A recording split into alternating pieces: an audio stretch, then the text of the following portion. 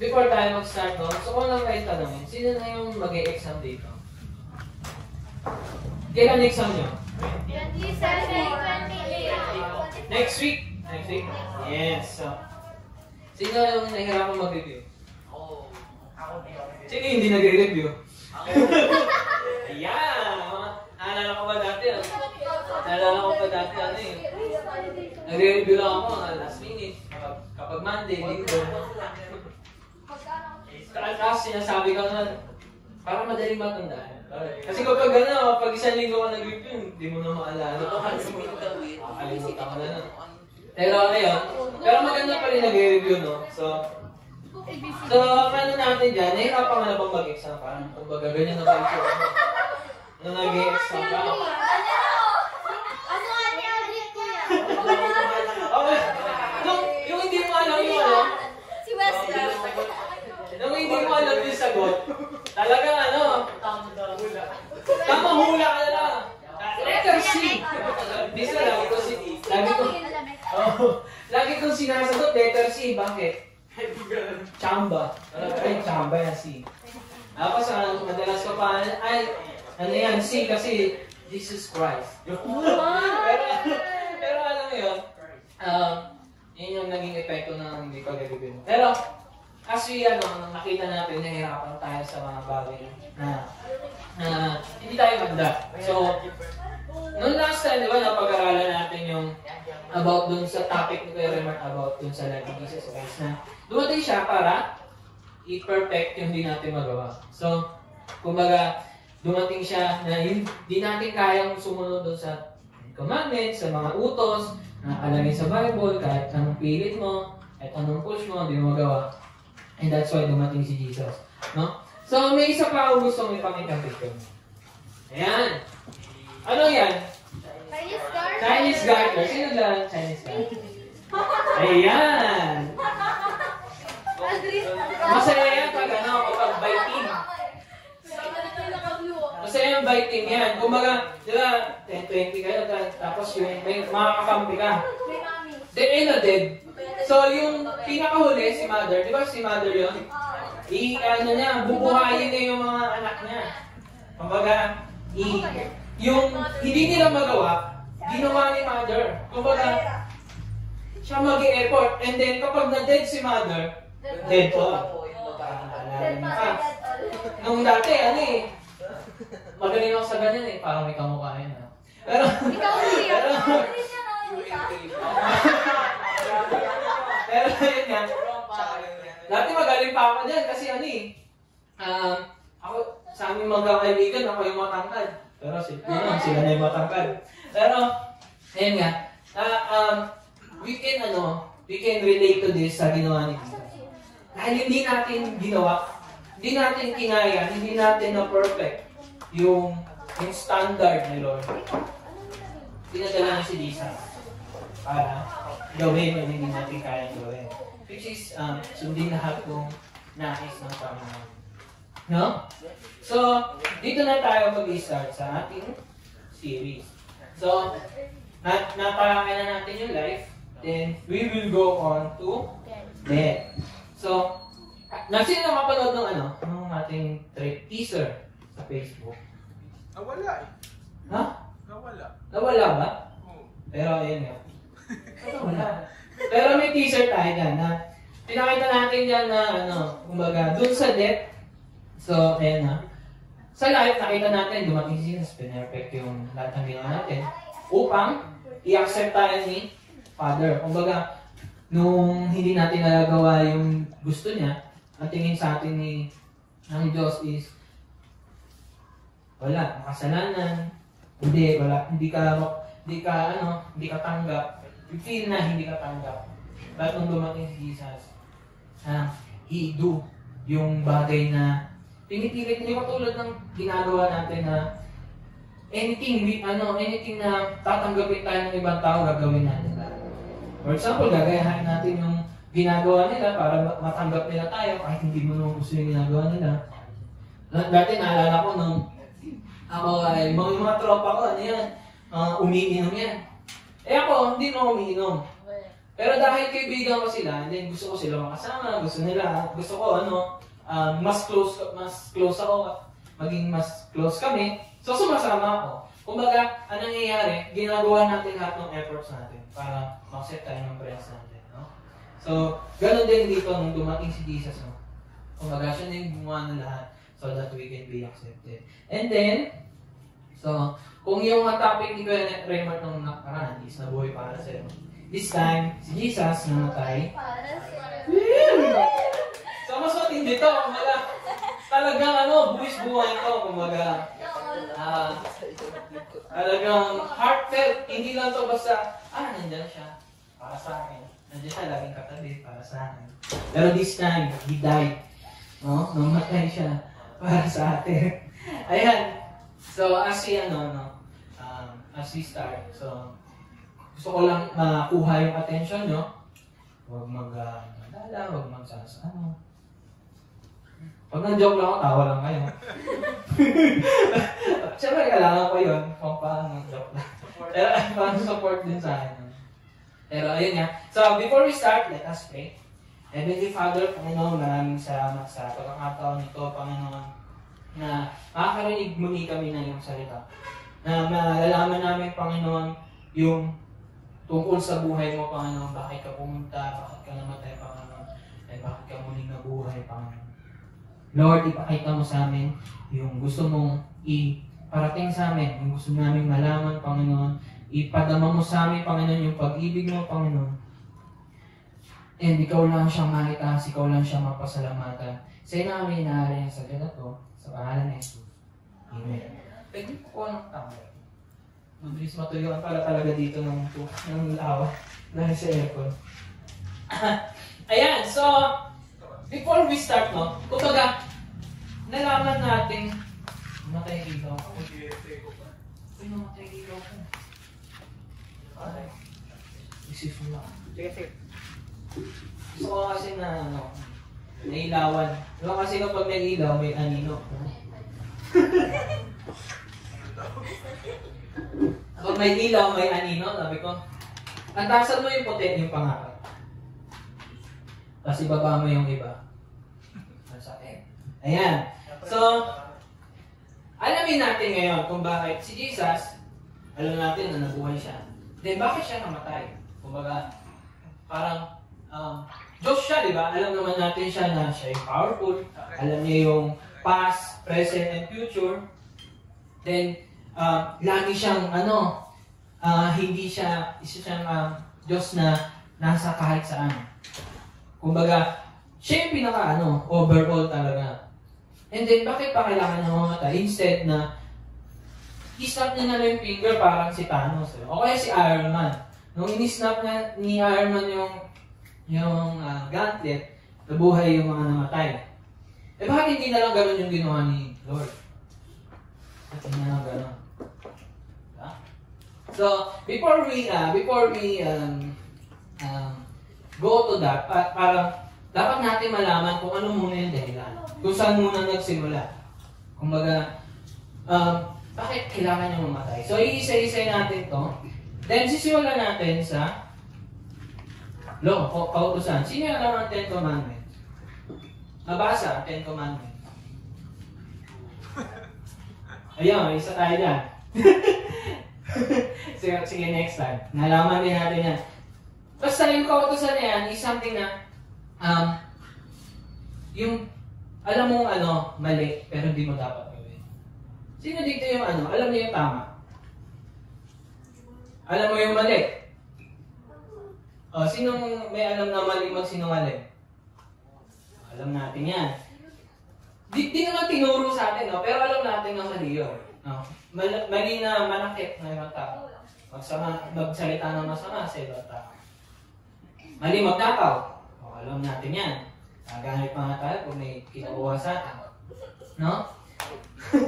Pero alam yan. So, alam na kayo, hindi nyo alam yung 10 Commandments, pero alam nyo sa sarili nyo na kapag may nangyaring masama, alam nyo mali. Diba? And that is something na innate sa atin. Kumbaga, nung pinanganak tayo, nasa atin na yung ganong morality. Kumbaga yung alam natin yung tama mali. Eh bakit saan ba nagsimula yun? Dun sa kay Adam and Eve. Kinain niya yung hindi mansanas yun ha. Kapaloy ko yung mansanas. Hindi yun yung apple. Yun yung the knowledge of good and evil. Kumbaga, sa tao, alam na ng tao kung ano yung tama at mali. No? So, yun na yung isa doon. Pero, sa kautusan, meron tayong standard. No? Ayun yung standard natin. Kumbaga, di ba meron tayong standard na, ito, kapag nangyari to, kunyari, kinuha ko yung cellphone, tapos tinakbo ko, hindi na binigay.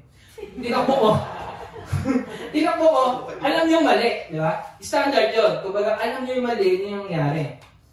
Kumbaga, kapag may nagmura, alam niyo yung mura yun kasi mali. Sakit sa tenga, sakit sa damdamin. Okay, kapag napagalitan tayo, alam natin na pinagalitan tayo kasi meron tayong maling nagawa. Tama, di ba?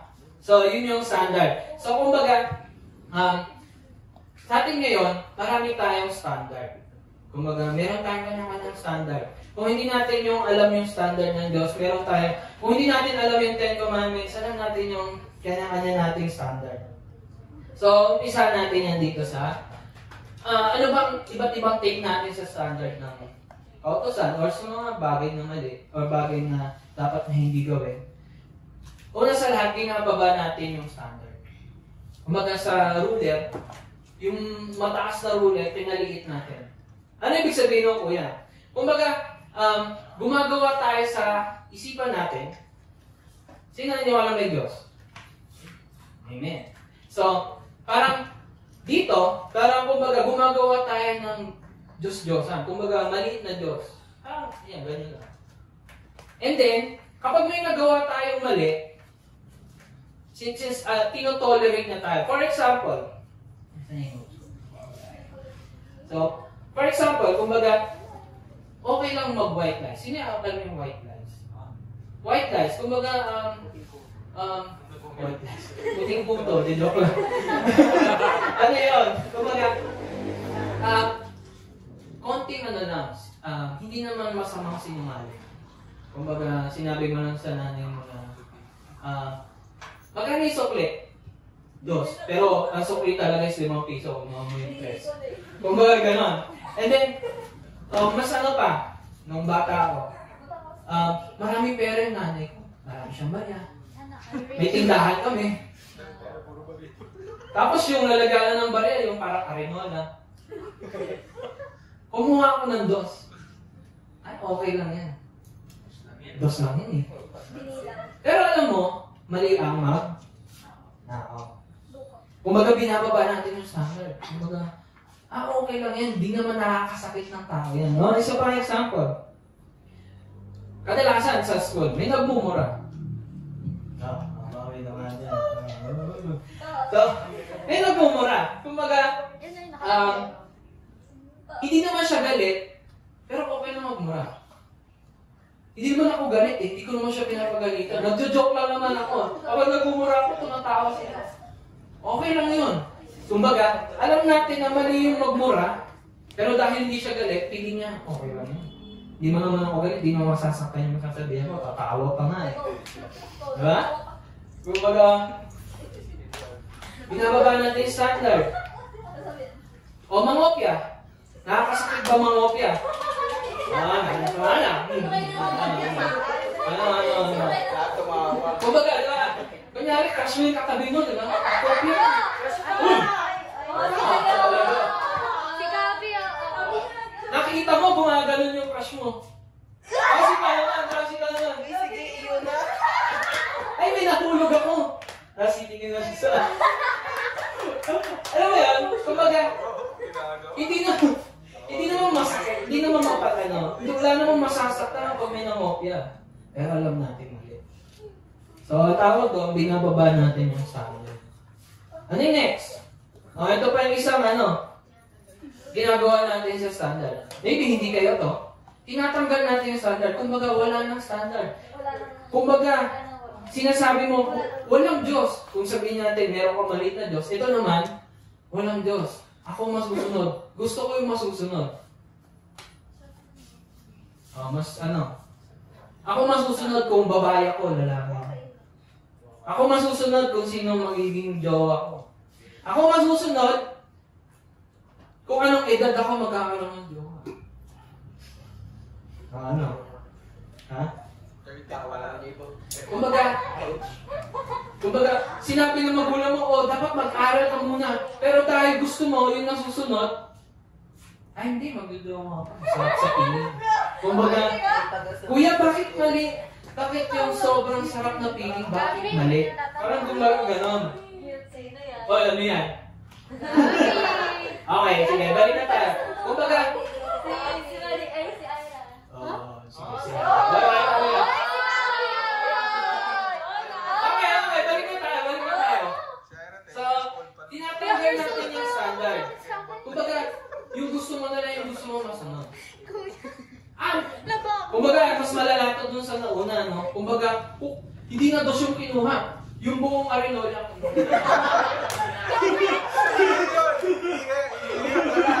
Tapos pagbukas niya, ay, hindi pala yun. Okay. Sige, para sa inyo, no? Bata pa kayo, no? So, sinasabi ng magulang niyo, huwag mo nang magjowa. Ano naman yan. Kumbaga, hindi dahil para pagbawalan kayo, no? Kumbaga, para rin sa future nyo. Siyempre, hindi kayo makapag-focus sa pag-aaral. Kung meron kayo, hindi sinini crush yung kung mag-morning.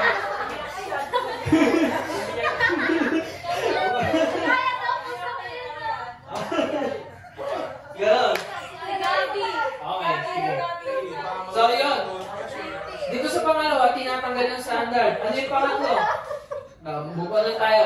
Ngayon naman, ito naman pangatlo is inaabot naman natin. Kumbaga yung standard, inaabot natin. So, paano paraan? Kuya, hindi ako magjojowa hanggat di ako mag-graduate. Napakabait! Kumbaga, marami kang nagawang tama. Ay, lagi kong nilibre yung ano ko. Yung kaklase ko. Kuya, lagi akong pupunta ng church. Complete attendance ako ngayon sa youth life. Kahit 2 beses ko. Kumbaga, inaabot mo, kumbaga, yung 10 commandments, kaya ko yan. Bata pa ako, baka hindi ko pa ma-perfect, pero kaya ko yan. Kumbaga, sobrang bait-bait, ang bait-bait mo. Ito yung isang ito yung pinaka-nakakatakot. Yung feeling mo, kaya mong perfectohin, o maging perfect na tao. Or, maghanap ng perfect na tao. No? So, meron tayong verse yan. Sabi dito ni Paul sa Romans, for everyone has sinned, we all fall short of God's glorious standard. So, ang sinasabi ko ngayong standard dito, hindi yung standard na binababa, standard na tinanggal, yung standard na inaabot mo. Pero ang pinag-uusapan natin dito is yung standard na hindi maabot ng kahit sino man. Mag-isip ka ng pinakamabait na tao. Sinasabi ng Bible, everyone has sinned. Kumbaga, walang umabot. Ano ibig sabihin ng fall short? Lahat tayo panda. Hindi tayo umabot dun sa ruler. Hindi natin nalagpasan yung ruler ng Take Nation. No? So, ito pa yung isang example. Sabi mali yung verse, pero sabi ni James 2:10 yan. For the person who keeps all of the laws except one. Kumbaga yung 10 commandments, alam niyo yung tama. Diba, alam niyo yung tama. Ginagawa mo lahat ng tama. Pero sinabi niya dito, kapag ginawa mo lahat, pero may isa kang hindi nagawa, nagkamali ka lang isang beses, sinasabi niya dito, guilty ka na. Nasira mo na. Makasalanan ka na. No? So, bakit ito sinasabi? Napaka-importante nito na malaman natin na kahit anong bait mo, na kahit anong estado mo sa buhay, kahit anong sama mo, pare-pares tayo makasalanan sa harapan ng Diyos. No? So, Ngayon, ang kautosan ngayon, kuya, ang hirap naman sundin. Parang lalo lang ako nagkakasala. So dahil nagkakasala tayo, naging dulot nun. Yan, hindi natin kaya. Last week pa natin ito sinasabi, hindi natin kaya. Walang kaya pumepekto. So kapag di mo kaya, makasalanan ka. No?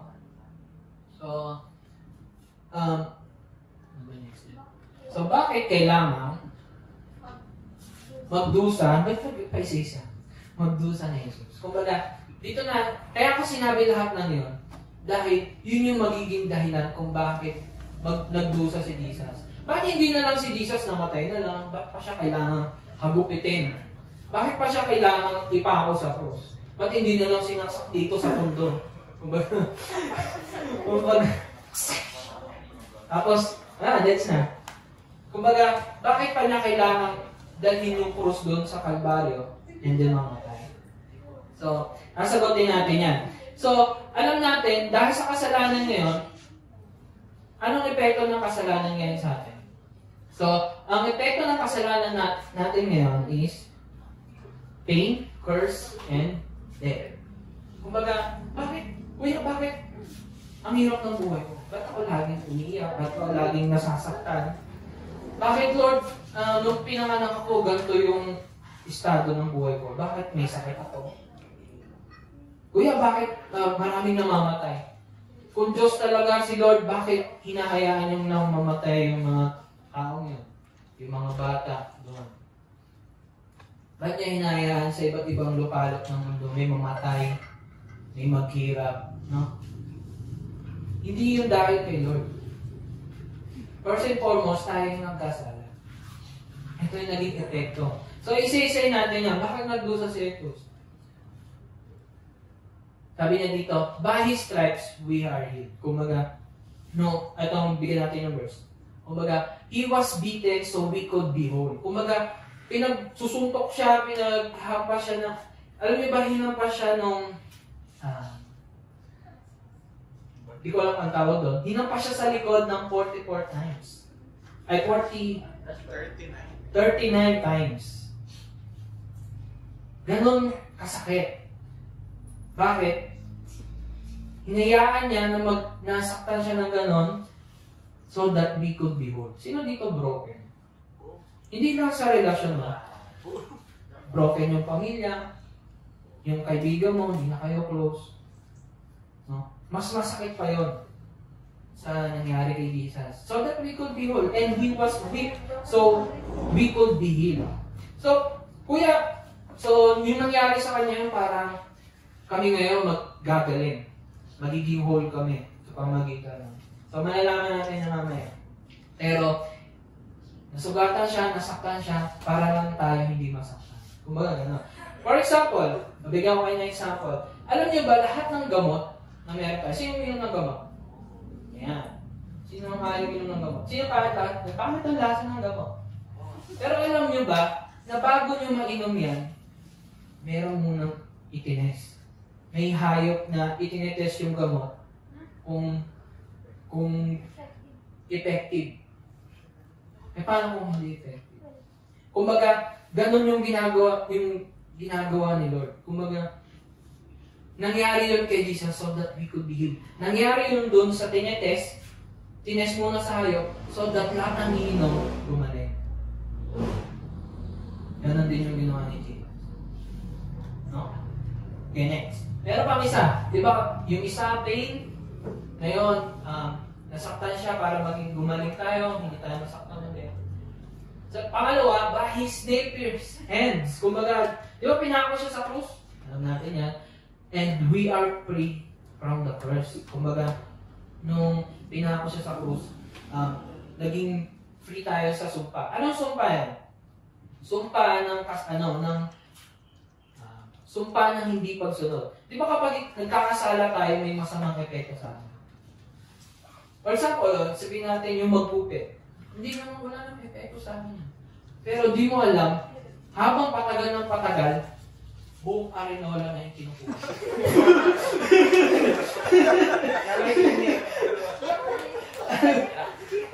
Dati dos na, ngayon, 4 na piso na. Nagsisilip ka lang habang nauopya ngayon, kinukuha mo na. Kumbaga, Sino kaya yun? Yung kinukuha yung... Ay, tama na muna. Huwag mo na mag-away. Mikal na! Kumbaga, magbasa muna tayo ng verse para kumalma tayo. So sabi ni Paul sa Galatians 3:13, guys, makinig. When he was hung on the cross, nung naipako siya sa cross, he took upon himself the curse for our wrongdoing. Kung lahat ng mali natin, dulot ng mali natin ginawa, nadala doon sa cross, for it is written in the scriptures, cursed is everyone who is hung on a tree. Kumbaga, sa time ni Jesus, nung pinako siya sa cross, naging curse siya. Kumbaga, kinurse siya dahil sa mali natin ginawa. So, for example, nag-iisip ako ng example. Yung, di ba nung nag-pandemic? Sino magsasabi na yung pandemic is magandang bagay? Nung nag-pandemic, puro masama nangyari. Pero di nyo ba alam, nung nag-pandemic, maraming magandang nangyari. Although maraming namatay, pero may magandang naging dulot din naman. Kumbaga, for example, maraming nagkaroon ng business. And then, yung mga nagtatrabaho, nasa bahay na lang, work from home. Dati hindi mo nakakasama yung papa mo, mama mo, ngayon nakakasama na sa bahay dahil work from home na siya. Dahil sa pandemic. Ano pa? Dahil sa pandemic, natuto tayo na mag-ingat. Lagi tayo nakamas. Diba? Kumbaga, yung nangyari sa pandemic, ganun din yung nangyari kay Jesus. Kumbaga, nung na-receive niya yung curse, so that hindi tayo, so that we could be free. Kumbaga, mawala yung sumpa sa atin. Hindi lahat ng nangyayari sa atin, hindi laging masamang epekto. Masamang epekto sa atin, pero mas magandang epekto rin sa iba. So, ganun din kay Jesus. Yung nangyari kay Jesus, masamang epekto para sa kanya, pero para sa atin magandang bagay. No? So, medyo mahirap intindihan. Pero yun nangyari sa cross. Ano pa yung isa? So, bakit kailangan magdusa? By His blood, we are forgiven. No? We are forgiven from our sins. So, alam natin na makasalanan tayo. And, ngayon, naghahanap tayo ng kapatawaran. Ano ang sabi ni ang Hebrews na? The law requires that nearly everything be cleansed with blood. So, para mapatawad yung kasalanan, kailangan ng dugo. That's why namatay si Jesus. That's why nagdusa si Jesus. No? And without the shedding of blood, there is no forgiveness. Kumbaga, walang forgiveness sa atin. So, maintindihan natin mamaya. Bakit anong meron dun sa dugo? Bakit kailangan yung dugo? Sabi sa Leviticus, for the life of every creature is its blood. Its blood is its life. Kumbaga, ang dugo is buhay. Kumbaga, kapag may nakita kang hayop na duguan, alam mong wala nang buhay. Wala, nasa basahan sa kalsada. Alam mong wala nang buhay dahil nakita mo yung dugo. Pero, mamaya, maintindihan natin yan. So, ngayon, pupunta na tayo sa susunod natin tanong. Bakit kailangan mamatay ni Jesus? So, ito yung tanong natin kanina. Ano? Bakit kailangan mamatay ni Jesus? So, bakit kailangan mamatay ni Jesus? Dahil ang kabayaran ng kasalanan ay kamatayan. Sabihin ng iba, totoo ba po yan? Ang dami ko ng kasalanan na gawa, hindi naman nang namatay. Minsan alam natin kapag nagdudusa yung isang tao, siguro masamang tao yan. Kaya hindi nawala yung sakit. Minsan yun yung iniisip natin. No? Pero ano ba talaga ibig sabihin yan? Kumbaga, dahil sa kasalanan, kailangan may mamatay. Kumbaga, nagkasala ka, kailangan mamatay. Ano sabi ni Paul? For the wages of sin is death. Kumbaga, ang kabayaran ng kasalanan ay kamatayan. Yun ang isipin natin. Nagkasala ka, kailangan mamatay. Alam mo, sino dito yung nakapanood ng mga, yung alam mong gigil na gigil ka doon sa tao. Then gusto mong mapakulong, gusto mong mamatay. Pero as we see on this, alam natin lahat tayo makasalanan and lahat tayo karapat dapat namatay. No? Ito lang yung gusto kong ipaalam sa inyo. In-explain ko sa inyo yung standard so that we could see na lahat tayo makasalanan. Lahat tayo hindi umabot doon sa standard ng Panginoon. And lahat tayo karapat dapat namatay. Eh, ba't ko yun? Hindi ko parang. I-explain natin yan. So, for the wages of sin is death. So, kailangan daw may magbayad sa kasalanan. Kailangan ang kabayaran ng isang kamatayan. So, ano nangyari kay Jesus? Ba't kailangan niya mamatay? Sabi niya dito, ayan, He became sin for us. Kumbaga, di ba alam natin hindi nagkasala si Jesus? Right? Medyo mahirap pa ito, pero may illustration na mamaya. Si Jesus hindi namatay. Ay, di siya nagkasala. Diba sabi nga natin, ginawa niya yung perfect life. Siya yung gumawa para sa atin. So, hindi siya makasalanan. Pero, doon sa cross, naging kasalanan siya. Hindi naman makasalanan. Kumbaga, nakuha niya yung kasalanan ng mundo. Sabi niya dito, sabi ni Paul sa 2 Corinthians 5:21, for God made Christ. Kumbaga, ginawa ng Diyos na si Jesus na hindi makasalanan, who never sinned, yung hindi siya nagkasala, to be the offering for our sin so that we could be made right with God through Christ. Kumbaga, si Jesus, na hindi makasalanan, siya yung nagbayad. Buhay niya yung nagbayad. Kumbaga, ito yung last natin, kumbaga, so that we became alive and righteous by believing in Him. Kumbaga, siya yung naging makasalanan, then tayo naman, naging perfect sa harapan ng Diyos by believing in Him. Diba sinasabi natin last week na si Jesus dumating dito para gawin yung hindi natin magawa. And dito rin, napakita na para siya yung magbayad ng hindi pa natin binabayaran. Hindi pa tayo nagbabayad doon sa kasalanan na nagawa natin. Kahit anong gawin mong mabuti, hindi yun sapat. Kahit anong gawin mong punta ng church, kahit anong gawin namin tugtugan dito, hindi yun sapat. Lahat yun maruming basahan. Kumbaga, hindi yun sapat para malinis yung kasalanan. Mabayaran yung kasalanan. No? So, meron tayong verse dito. While we were still sinners, that Christ died for us. Kumbaga, habang makasalanan pa tayo, si Jesus namatay. By His blood, we are now put right with God. Diba? Isipin natin, tayo yung makasalanan, tapos si Jesus, hindi makasalanan. Then, pagdating dun sa cross, siya yung naging makasalanan, then tayo yung ginawang matuwid at perfect. Paano nangyari yun? Sabi niya dito, how much more then we will be saved by Him from God's anger. So dito malalaman natin na, hindi pala yung pagsunod, hindi pala yung paggawa ng tama yung magpapalit ka sa kasalanan or sa galit ng Diyos. No? Meron akong isang example dito. Yung sinasabi ko sa inyo kanina is, eto, di ba kanina, Romans 6:23a lang yan. For the wages of sin is death. Ang kabayaran ng kasalanan ay kamatayan. Pero may kasunod pa yan. Sabi niya, but the free gift of God, libre. Wala kang binigay. Ang binigay mo lang kasalanan. Free gift of God is eternal life in Christ Jesus. Kumbaga, dapat tayo mamatay, pero instead, siya yung namatay so that we could live forever. I just wanna live. Joke lang. Ayan. So, meron tayong example dito. Ayan.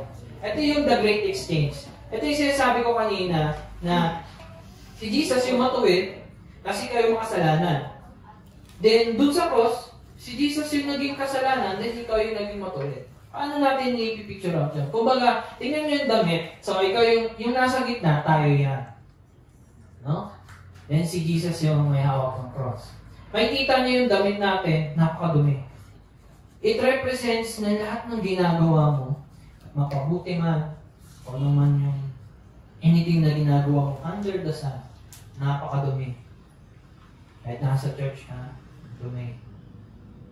And then yung ginawa ni Jesus, yung suot niya, napakalinis, di ba? Ayan yung perfect life niya. Bumaba siya dito so that magawa niya yung hindi natin kaya. And then, hindi lang siya basta nag-snap lang. Ang ginawa niya, lumapit siya sa atin. Bumaba siya sa atin. Nilapitan niya tayo. And then next, nihakap niya tayo. Ganon yung pagmamahal ng Diyos sa atin. No? Ano ba nangyari? Nagyakap lang ba yan? And then, siya yung nagsuot ng madumi nating damit. Siya yung nagsuot ng kasalanan. And then, sa atin napunta, yung malinis niyang damit. Yung malinis niyang gawa. Yung perfecto niyang ginawa. Sa atin ngayon napunta. No? Then, si Jesus yung nagdala ng cross.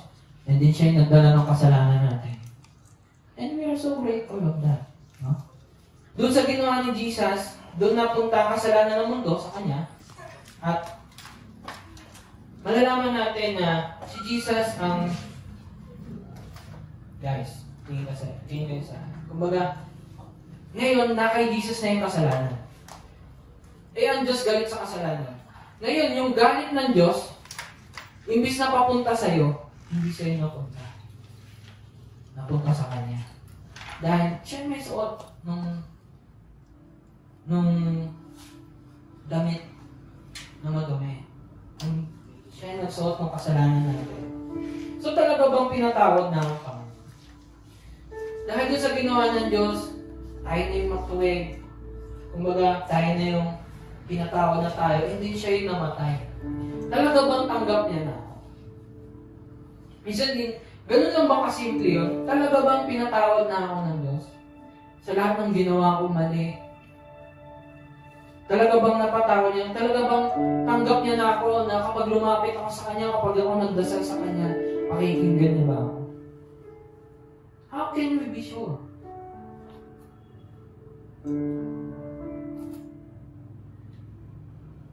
Sabi dito, katulad ng illustration, Jesus absorbed.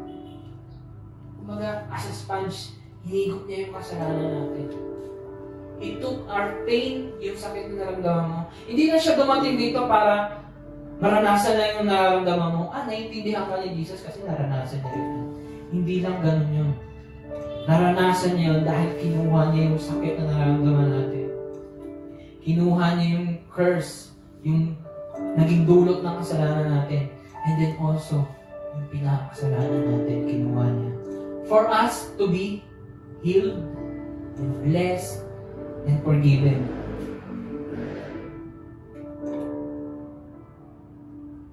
So, I'll give you an example.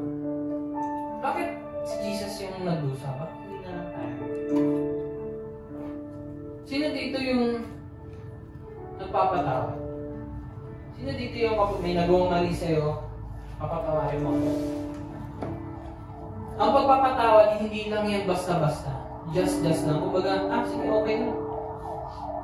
Sinaksakan na dito, sige pre, okay lang. Binukaan ka na dito, sinulatan ka ng maraming ballpen sa likod ng polo mo. Okay lang pre. Walang ganun. Alam mo, kapag may nagawang mali sa'yo, alam mong masasaktan ka. Sasaktan ka. Kumbaga, kapag may nanakit sa atin, dalawa lang pwede natin gawin. It's either magiganti tayo, kasi yung sakit na naramdaman natin, gusto natin ibalik sa kanila.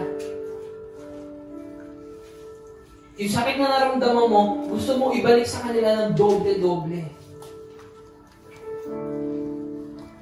O magpatawad tayo at kimkimin yung sakit. Dalawa, magiganti ka, ibalik mo yung sakit na naramdaman mo, o kimkimin yung sakit na naramdaman mo.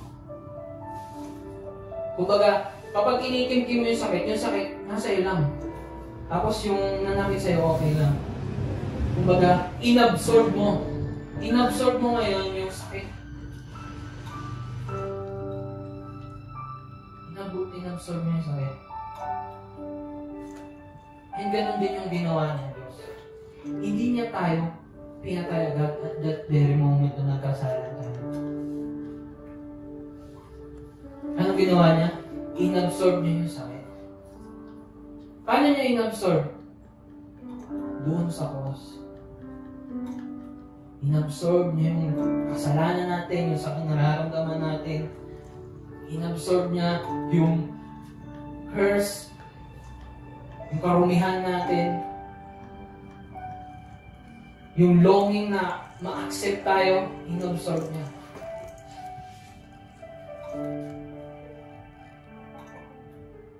Jesus suffered and died for us to be healed and blessed and forgiven.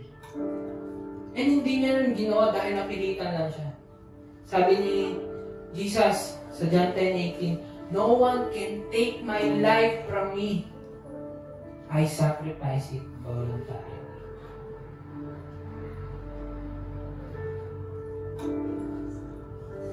Paano natin masasabi na talagang inabsorb ni Lord yung sakit?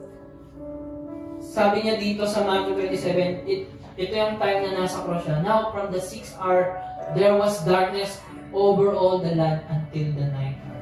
Sino dito yung may time na sobrang dilim? Parang walang nagmamahal sa akin. Parang, ano pa bang kwenta ko sa mundo nito? Lagi akong bagsak sa exam. Walang kumakaibigan sa akin. Nangyari kay Jesus. Was darkness. And then, ang sabi niya dyan, "And about the 9th hour, Jesus cried out with a loud voice." Hindi lang to basta, alam mo yun, yung lahat ng kaya niya. Pagod na siya dun sa lahat ng kasama sa kanya, yung pag-akit niya sa Kalbaryo. Sumigaw siya napakalas. Ang sabi niya, my God, why you have forsaken me?"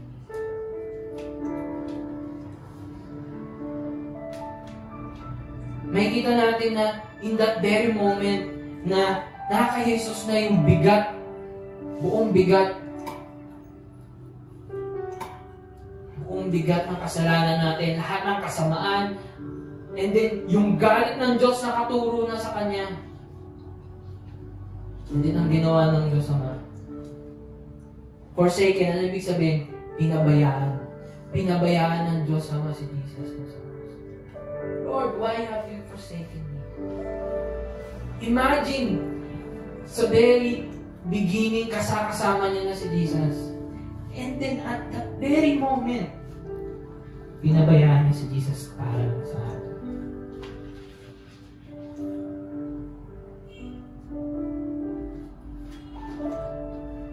Iniwan niyang mag-isa, mamatay, and mailibing na nag-iisa para lang sa atin.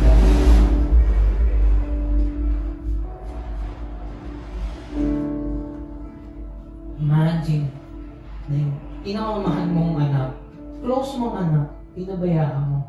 And then ikaw naman, Lord, maraming salamat. Napakamahal ng naging kabayaran ng ginawa ni Jesus. Pero, minahal at pinatawad tayo ng Diyos na walang hinihinging kapalit.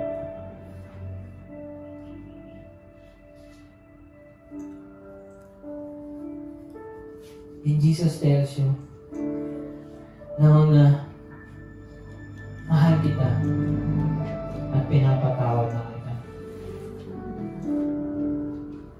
Jesus died for us para hindi lang para mailigtas tayo, pero para rin may paranas sa atin na kung gaano niya tayo kamahal.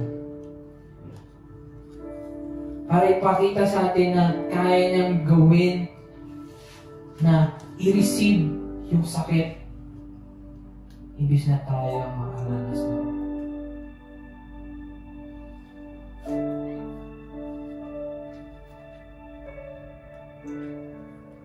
Napakamahal ng naging kabayaran, pero minahal at pinatawad tayo ng Diyos na walang hihinging kapalit. Let us pray. Heavenly Father, Panginoon, maraming salamat sa iyong anak na si Jesus. Siyang nag-absorb ng aming kasalanan, Panginoon. Sa bigat ng kasalanan, Panginoon, na naranasan namin. Siya yung nag-absorb ng sakit, Panginoon, ng sumpa, Panginoon, at ang dumi ng aming buhay. Panginoon, marami pong salamat, Panginoon, na minahal niyo kami at pinatawad mo po kami, Panginoon. Pinatawad mo po kami, even though, Panginoon, na kahit palikuran mo, Panginoon, yung anak ng si Jesus, Panginoon, ginawa mo yun para lang sa amin. Ganun mo kami kamahal, Panginoon. Lord, marami pong salamat, Panginoon, sa pag-ibig mo na binigay. Sa pagpapatawad, Panginoon. Sa pagbuhos ng iyong dugo, Panginoon, upang kami mapatawad.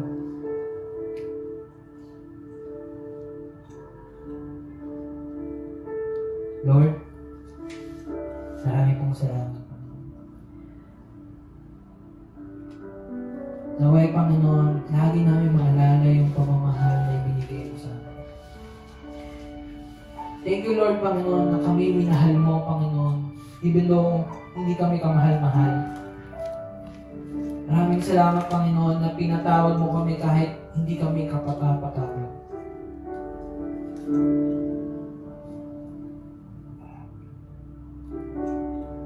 Thank you, Lord.